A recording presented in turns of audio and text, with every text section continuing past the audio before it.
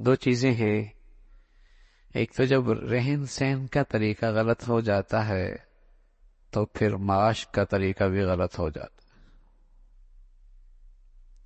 عبد القادر جیلانی رحمۃ اللہ علیہ فرمایا کرتے تھے، جب لوگ مال خرچ کر رہے ہوتے ہیں تو مجھے اندازہ ہوتا ہے کہ یہ مال آیا کیسے ہے، اس لیے کہ غلط مال غلط جگہوں پہ خرچ ہوا کرتا۔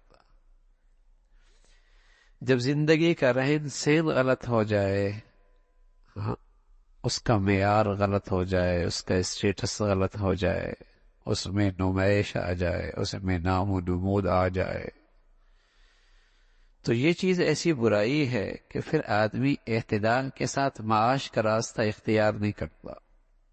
جب یہاں اعتدال نہیں تو وہاں بھی اعتدال نہیں رہتا، جب یہاں اسراف ہے تو وہاں بھی اللہ کی نافرمانی شروع ہونے لگتی ہے، یہاں حد سے تجاوز ہے تو وہاں بھی حدود پامال ہونے لگتی ہیں۔ اس لیے شریعت کا پہلا حکم ہے زندگی قناعت کی، زندگی سادہ، زندگی اعتدال کی۔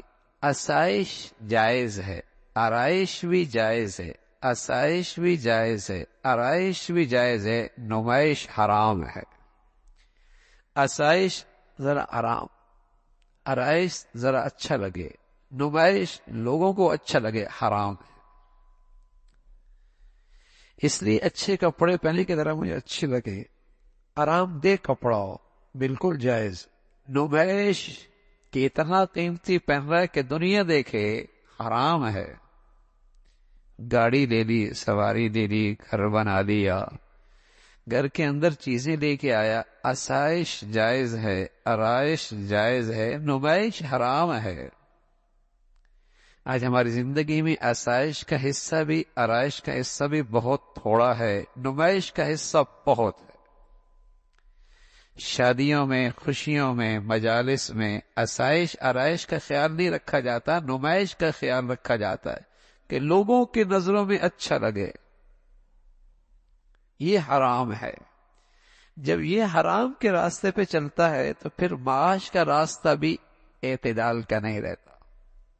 پھر آج مسلمانوں کا چونکہ معیار زندگی دکھایا یہ جا رہا، پڑھایا یہ جا رہا کہ معیار زندگی بڑھاؤ، معیار زندگی بڑھاؤ، نتیجہ کیا نکلا کہ ہر آنے والا فتنہ معاش کی سواری پہ سوار ہو کے آ رہا، معیشت کے راستے سے ہر فتنہ آ رہا ہے۔ اس کی بیٹیاں گھر سے باہر نکلیں، اس کے نوجوانوں کا شباب داغدار ہوا، اس کی بیٹیاں دفتروں کی زینت بنی، بازاروں کی زینت بنی، معاش کے پیچھے دوڑ پڑی، ان کا ایمان گیا، ان کا شرم و حیا گیا، ان کی زندگیاں ایمان خطرے میں پڑ گئیں، اس سے پورا معاشرہ، نوجوانوں کی زندگیاں گئیں۔ معاش، معیشت، معیار زندگی اتنا بڑا۔ اللہ کے نبی صلی اللہ علیہ وسلم کی پیاری بیٹی ہیں فاطمہ رضی اللہ تعالیٰ عنہا، اللہ کے نبی صلی اللہ علیہ وسلم کے لیے کیا مشکل تھا کہ اپنے ساتھیوں سے کہتے کہ میری بیٹی ہے، ذرا اس کا گھر ساز و سامان سے بھر دو۔ جو لوگ آپ کے اشارے پہ گردنیں کٹوانے کے لیے تیار تھے، وہ آپ کی بیٹی کے لیے ساز و سامان بھرنا ان کے لیے کیا مشکل تھا۔ لیکن ایک مرتبہ بیٹی آئی اور ہاتھوں پہ نشان ہے، کمر پہ بھی نشان ہے، ہاتھوں سے کام کرتی ہیں، کمر پہ مشکیزیں اٹھاتی ہیں، کہنے لگی یا رسول اللہ، ابا جان باندیاں بہت ساری آئی ہیں، خدمت کرنے والے بہت سارے آئے ہیں، ایک مجھے بھی دے دیں، سبھی میں آپ مدینہ میں تقسیم کر رہے ہیں، ایک مجھے بھی دے دیں۔ بیٹے بیٹھو، ابھی ضرورت مند بہت ہیں۔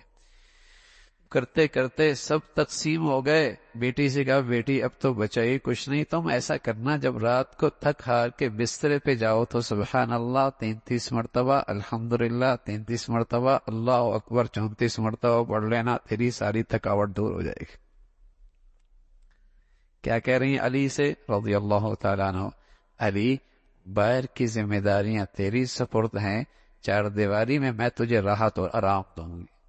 باہر کی ذمہ داریاں تیرے سپرد ہیں، چار دیواری میں میں تجھے راحت و آرام دوں گی، گھر کی ذمہ داریاں میری ہیں۔ یہ ہوا کرتا تھا۔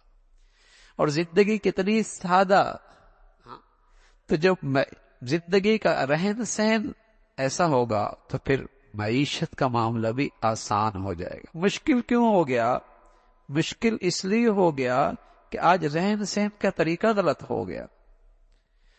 رہن سہن کا طریقے غلط ہو گئے، اور غیروں نے سازش کیا کی کہ ہر فتنہ جو آ رہا ہے وہ معیشت کے سواری پہ سوار ہو کے آ رہا ہے۔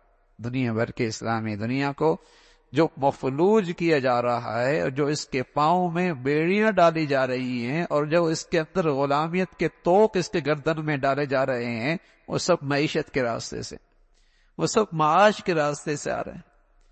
کہ پہلے ان کی زندگی کا معیار اتنا بڑھایا کہ ساری حدود پامال کر دی، ورنہ اللہ کی سنت ہے، اس زمین کے اندر اللہ نے وہ خزانے رکھے ہیں جو زمین کے اوپر رہنے والوں کی ضروریات ہیں۔